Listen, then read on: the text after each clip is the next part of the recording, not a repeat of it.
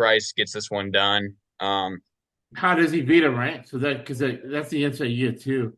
How's Mitchell going to beat Gracie? I guess is it one of those things where Mitchell minus 850? It seems like it. He's good at striking and he's also good at the wrestling type stuff. Whilst Gracie's just good at he gets his hand on you, you might be in trouble. But he sucks at striking. If I'm hearing you correct. Yeah. Okay. So yeah, the So thing with Mitchell's better overall. He's got both types of skills, whilst Gracie is like one dimensional.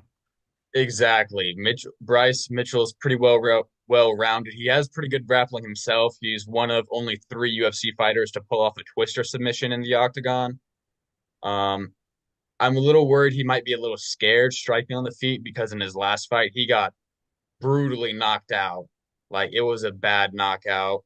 So he might have a little bit of jitters, but if he's going against Kron, he should know that Kron's not someone you really need to be afraid of on the feet. So I'm hoping that gives him confidence to keep it on the feet. And I was looking at knockout for him. I believe the knockout was like plus 400, plus 500. Really tempted, but I also saw that the double chance for knockout or submission was plus 226. And that's something that I've been debating back and forth because I think there is a world where he could submit Kron Gracie. I don't know if that's necessarily likely. I wouldn't. Because that's a I don't know if strength, the right? value's Yeah, there yeah. for how the Well, percentage of the value is there. you gotta think if let me know if I'm just throwing this out here. You're the Oh yeah, expert. let's hear it. So if Mitchell's good at both, right? And Gracie uh, is good with the wrestling type stuff, which I think lends itself to submission. Uh, Mitchell most likely is going in with a strategy of uh, using Gracie's weakness against him, right? Exploiting his weakness Exactly. as a striker. Got it. All right, cool. Cool, man. I love it, man. This is really good stuff, man. Having fun watching and getting some insight and making money watching UFC. All right, so we got Graney minus 375 against Volkov plus 295. Yep. So this will be Cyril Gahn versus Alexander Volkov 2. This will be the second time these guys have fought each other.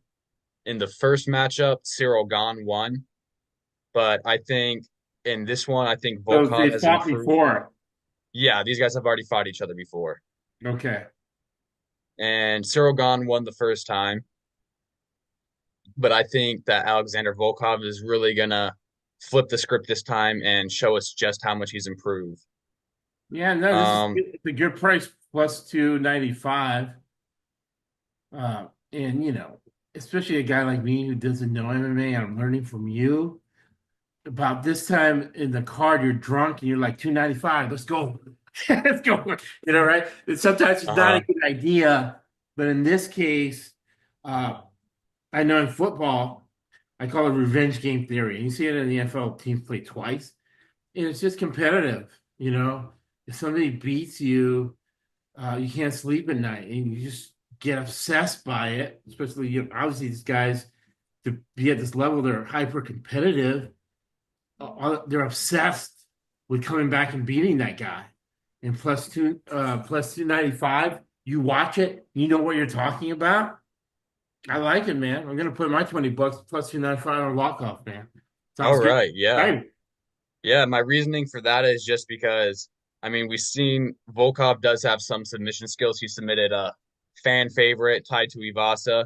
You might know him as Bam Bam, but Okay. in his last fight out, um, Alexander Volkov just dominated Sergey Pavlovich, and up until that point, Sergey Pavlovich was someone that I put up on a pedestal. I thought he was one of And where's the. Volkov from?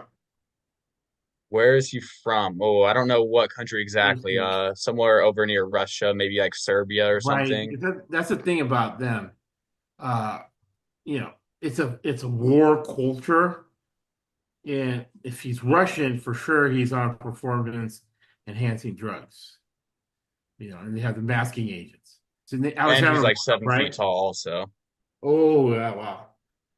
How did that happen? Yeah, and yeah, he just against Sergey Pavlovich, who is probably the hardest hitter in the heavyweight division. Up until that Yep, point he's was like Russian. He's Russian. yep, he's Russian also. Yeah. All right. So Volkov is Russian, and the other guy is Cyril Ganis Gane is French. French. Yep. Okay.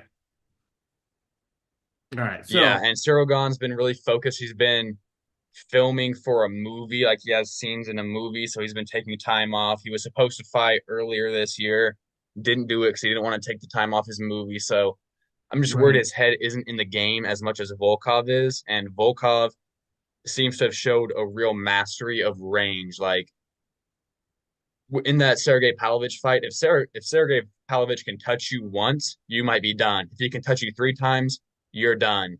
And Volkov just did such a good job of utilizing his kicks and his jabs and just controlling the range. He really just didn't let Sergey get close at all. And he did it pretty flawlessly and effortlessly too. In between one of the rounds, he was getting a haircut in between rounds of that fight. All right. So these guys have fought before. Uh, I'm just looking to see does Alexander Volkov go to war because French has said that they're not opposed to putting troops in the Ukraine. Um, so I'm just looking at this because uh, the I know in tennis, uh, Medvedev he's anti-war, so he can't go back to Russia. So you got two types of athletes. You got Fedorov, the hockey player, Abner, who's a pro Putin, right? So he has that bent, and then you have the other Russians that are like anti. Uh, is it the same guy who's a politician? Because it's something to look at. When you see him fight, does he look spiked at all? Well, they all are.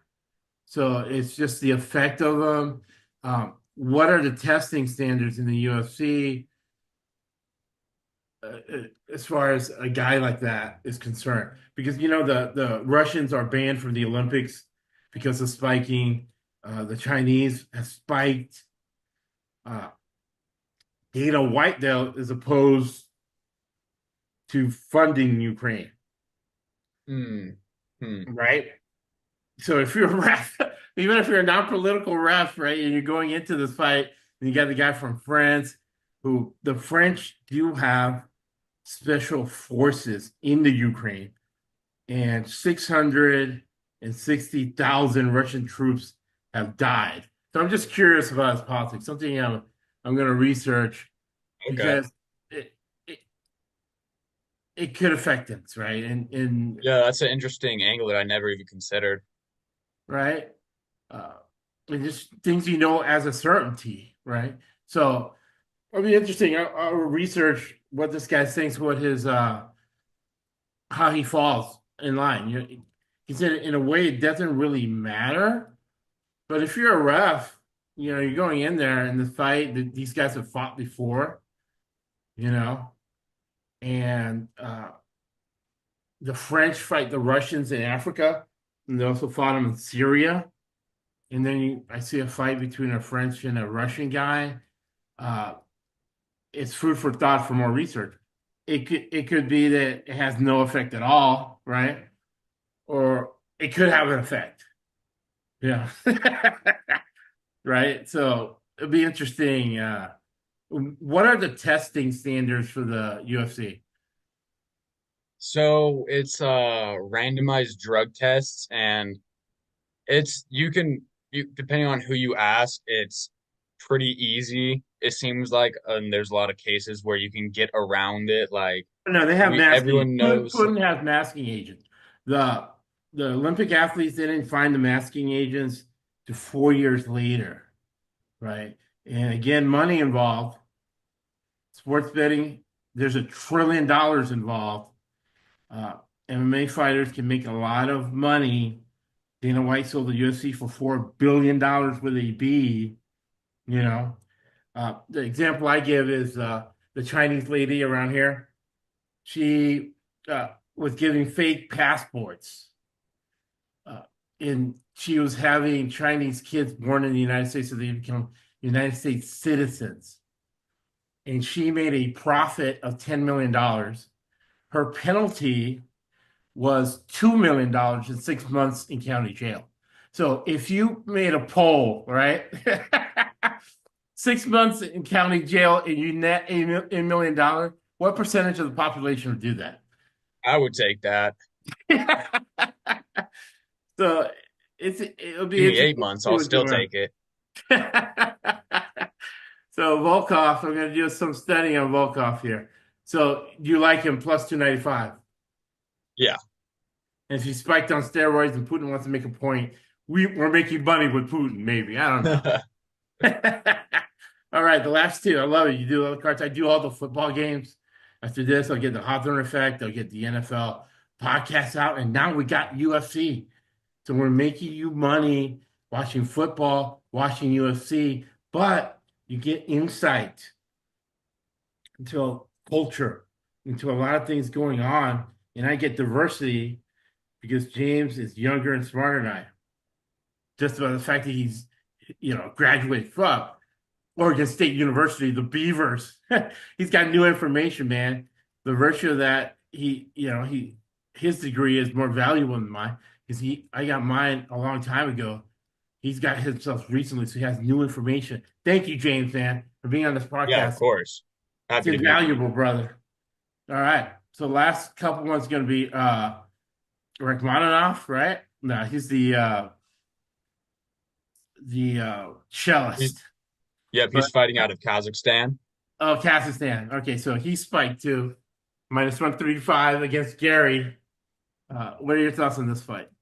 This one's going to be a good one. This is the battle of the undefeated giants. We've got It's funny because Shavkat looking at a Rakhmonov. number, it seems like a mismatch, right? It's 375 plus 295, but you're saying it's going to be an even fight.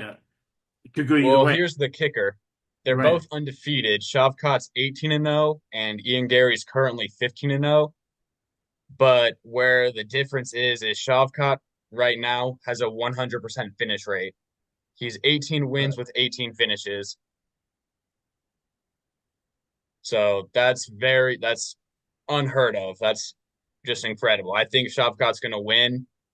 Um, Ian Machado Gary, he's been making some interesting choices to his style recently. As he was coming up, people were calling him McGregor 2.0 because he's Irish and he was a really good like Muay Thai style kickboxer. And he relied heavily on his striking to get most of his fights done.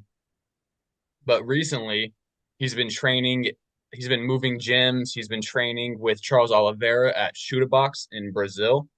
And Okay. as he's been training there, it seems like he's been transitioning and adding a lot more grappling and wrestling elements to his game. As in his last outing, he was facing off against MVP Michael Venom Page, and everyone is expecting a crazy back and forth striking match. And Ian Gary actually whipped out the grappling, and it ended up having about 50% of the match ended up on the canvas in like grappling, half guard, top guard positions as opposed to striking.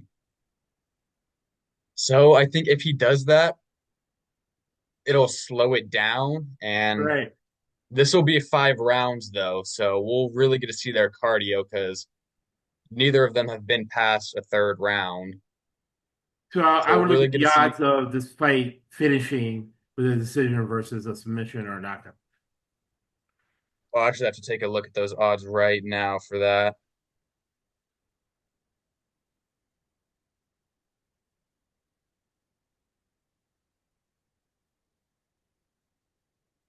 Now, uh, this is not a religious podcast, and never talk about religion or politics in public.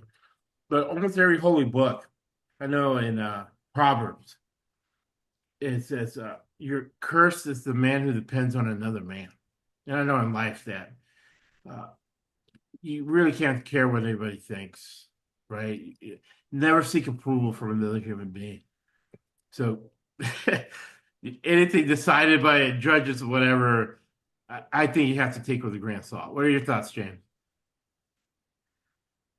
I do agree with that. I just really the judges in UFC, you just never know which way they're going to go sometimes, especially for these high profile fights. I think they usually get the decisions right. I do think that, but just Right. the fact that so many of them are split when the judges can't agree on who won is concerning to me. But I do think for the most part they do make the right calls when it comes down to it. I know when there's money, there's corruption. In my experience, I don't think about 100%, UFC. 100%. I know that boxing was corrupt. Was corrupt. That's why it gave Dana White an opportunity to try something different. So that's interesting. It's a lot of insight, man. Thank you so much, man. There's a lot of insight into what's going on, right? And that's a good way to have quantifiable hard numbers, right? You see how do you sell to a CEO? You have to have hard numbers and you got to be quantifiable, right? And then, oh, but he gave the contract to his brother-in-law. But I digress. You're not part of the family. You know, if they don't know you, if they want to blow you off somebody, they'll say, we need hard numbers, quantifiable. But, getting insight from James, making money with his UFC fights, you do get insight, quantifiable insight to culture, right? And decision making. Okay. So uh, the the bet here is whether is going to go the distance or not. If you got minus 375 against plus 295. Yeah, that's correct. Right now, the double chance for Shavkat to win by knockout or submission is at minus 135. So he can get either one, and that's valued at 135. Okay. Yeah, that's not a bad number. If you think it's going to happen. Should I bet that, James? I think so. I think 5 rounds, Ian Gary would have to do a lot of top half guard camping to wait it out. That's how he won his last fight when he was getting outstruck. He just waited it out on the ground. Um, it's a little interesting because I think the line's a little wider than it should be. I think Ian Gary's going to do better than people think he will, but I still think Shavkat's going to find a way. He's to beat him. I think Shavkat's too just strong for Gary. I think he's just going to out muscle Gary. So if Gary does try to use his new grappling, I think Shavkat's just gonna. He's like a Terminator, like a Michael Myers, an expressionless, just always one foot in front of the other, just waiting for a mistake so he can get the finish. Got it. That's a strategy. You do that in football too. You play zone, wait for the other team to make a mistake. I hate to get football makes football boring, but it's effective. Bill Belichick won 7 Super Bowls with that strategy, and Andy Reid from the Andy Reid football mafia family has won 2 Super Bowls with that strategy. Uh, Lure and take advantage of other folks' mistakes. All right, the last fight. Is this the main All event? right. And just real quick, just a disclaimer on that last one. I'm not positive if it's 3 or 5 rounds yet. If it's 3 rounds, if it's 3 rounds, I'm honestly leaning towards a decision. I think but if it's 5 rounds, Shavkat's definitely getting a finish inside the distance. If it's five. Okay. So the last fight is going to be Andre Perjola, right, from Brazil. Yep. And Brazil is a top 5 economy because we're using business and financial concepts. What James is describing to you, he doesn't even know, but it's almost like pure fundamental analysis, right? Uh, who's this? Part of fundamental analysis is who's calling the shots. What's the strategy? What's the technical, physical strategy? What style of fighting do they use? What is their past record? Right? That's fundamental analysis, and that's how you make money in stocks, and that's how you make money in UFC MMA fighting. Right? So the last fight, you got a guy from Brazil. Brazil gets a lot of hype, right? In UFC, top 5 economy. That means there's a lot of money in Brazil compared to everybody else in the world. Top 5 economy, of course, US number 1. Number 2 is France. right? Gane there, a few fights before that, against Asura. What are your thoughts on this fight? Is this the main event? Yeah, this is the main event, and I have a couple thoughts on this one. This one's going to be an interesting one. I didn't have a whole lot of information to base my picks off of because the context behind this is Alexander Pantoja has been the champ at flyweight for a while, and Okay, he's already fought pretty much all the flyweight fighters in the top 10 once, if not twice already. So it's been a real struggle to find new contenders for the belt without having to do rematch after rematch after rematch. right. So what we've got going on here is this is actually Kai Asakura's debut fight in the UFC, which is actually crazy. He's getting a title shot on his debut. He was the Japan's in the top five. So you got two top five economies in the main event on UFC, and this guy's getting a special favor from Yeah, Japan. he was the Risen champ, I believe double champ of the So Risen is fighting he going up in promotion. weight? I don't know if he's going up for this one. That was in Risen when he was the champ, Okay, and now he's coming into UFC and challenging Pantoja. Obviously, this is tough because we've seen Pantoja and he's tried and true and been tested, but kind of like how we were talking about earlier, you were saying now that NFL is an entertainment business, it's okay for referees to make wrong calls or judges to make wrong calls if it benefits the organization. And I'm a little worried I that wouldn't might go be what's that happening far. I here. wouldn't go that far because it is unethical, right? Yeah. It Okay. is wrong, and they'll deny it. But if something isn't illegal and you decide one way and it's going to make you a lot of money, right? Yeah. And this is money. We deal with reality, and that's what makes this podcast different. We keep it real, and we're talking about reality, right? Right. Yeah. Reality of the 100%. decisions these people are making. You know, so it's Yeah. interesting. Now, uh, what are your thoughts on fight? And then I got another question. All right, so are these both strikers, or are they going to be grapplers too? What are the styles? And is MMA, UFC like boxing that when you're gaining weight, or even if you're messing around with your weight, you lose power? So yeah, so for this one, Pantoja's very well rounded. He has great grappling and good enough striking, good striking. And from what I've gathered in my research, I haven't seen a whole ton of film on Asakura, but he seems to be a pretty good striker and a power striker at that. Like he has knockout power in his hands. And one of the things that I see that could be an advantage for Asakura is that because Pantoja solidified himself at the top of the flyweight decision, he's really only been fighting the same handful of guys over and over. Right, And so I'm worried he might be into, like, have fallen into kind of a rut or a mold, like patterns and developed habits for fighting these guys that are going to leave open holes against fresh blood like Asakura, who he hasn't had the chance to fight or even watch that much film because he probably wasn't on Pantoja's radar until he got offered the contract because he's like, oh, I'm never going to fight this guy. He's in a different promotion.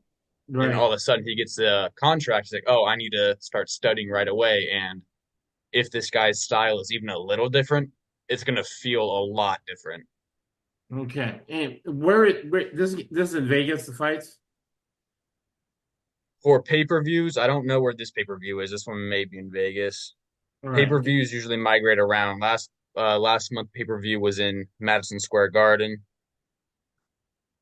Okay, so this is UFC 310. Let's see. Yeah, this is Whereas 310. because this guy's coming in from Japan. Okay, yeah, it's in Vegas at T-Mobile. Okay. So uh the Brazilian guy is from Coconut Creek, Florida. Did he get the travel, right? Value, right? Uh Psychological factors plus functional factors divided by time and money. Hmm. Has he been camping out in Vegas, Yeah, or is he traveling they've already been in Vegas for a week. for a week? Yeah. Not a month. I would say you need a month uh, to get yourself together to fight a high level main event fight. So this is yeah, he's plus 215. The guy from Coconut Creek is minus 265. Who's your pick? So this is where this path diverges a little. For my main pick, my safe bet. Ooh, now that I'm Now having some something second interesting, thoughts just right now. But eyeballing this. for my safe, Yeah. I'll put my safe regular unit bet on Pantoja. Okay. But if you're someone who likes to do side bets or sprinkles, I do see some good value in that 215. Oh, let me know because you're the expert. Uh, just eyeballing this, like on Wikipedia. Uh, the Brazilian guy, Pantoja, he's used to fighting what, 125. Yeah, And that's where they're fighting at right now. I believe they're both fighting at this 125. guy's the Japanese guy is usually at 134. So is he losing weight? Yeah, he's gonna have to be Right. cutting. Okay. Yeah. So he's at a disadvantage that he's only been in the U.S. for a week, and now, uh, so the pick is going to be we're going to stick with Pantoja method of victory or anything because I hate betting anything over minus 250. Uh, so just take a flyer, take less money, bet a little on. Well, I couldn't do it. See, I couldn't do it because he's only been here for a week. He's going down in weight, right? Uh, he's going down in weight, and he's only been here a week from Japan. Uh, so he's at just a physical uh, disadvantage and a mental disadvantage too, because you got to get more getting acclimatized to the bed, to this, to that, and being high level as these guys are. They're such creatures of habit. And then you mentioned that his level of competition is suspect, right? Fighting the same guys over and over and over again, right? Um, and And again, the money That's aspect. Pandoja that's fighting the same guys over and over again. Okay, I mean, they're Brazil. good guys, but he just hasn't seen anything different in a while.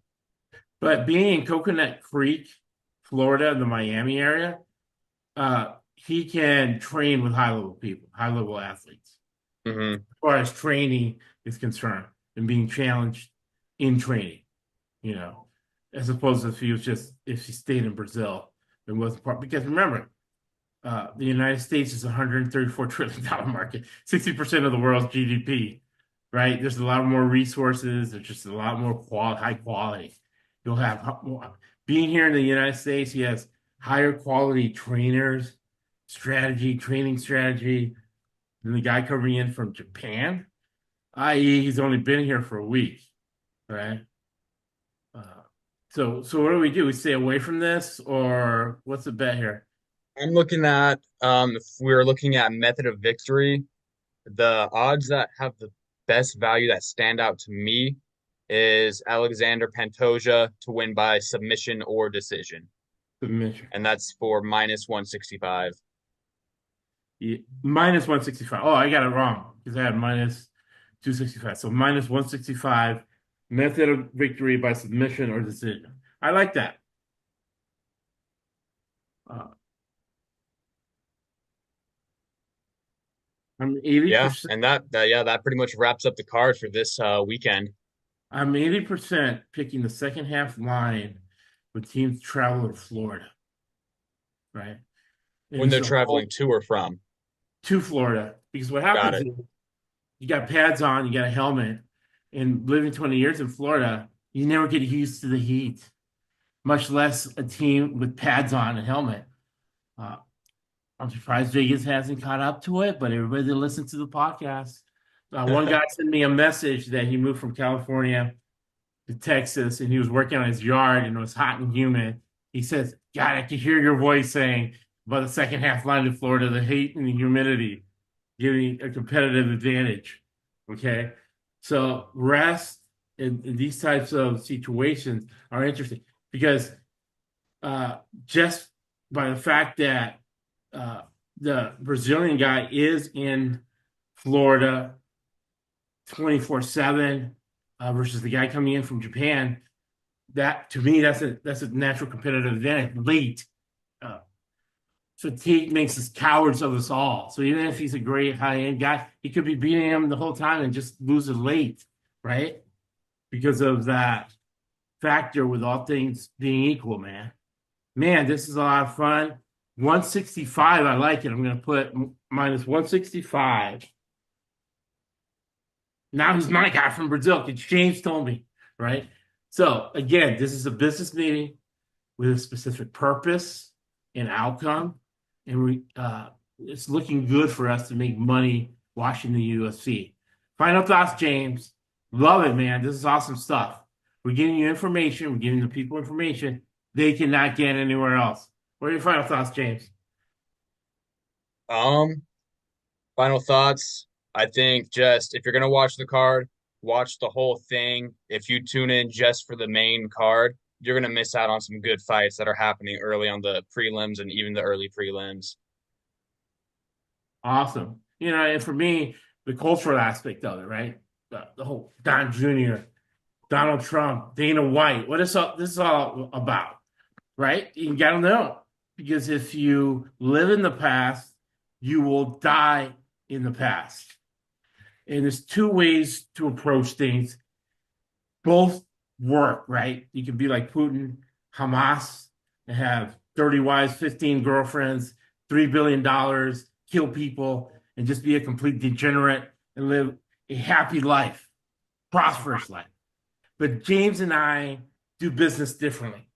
We understand that when you collaborate and you give one, it's not uh, philanthropy, it's not religion, it's business. When you give one, you get 10 back. James is not charging you for this insight.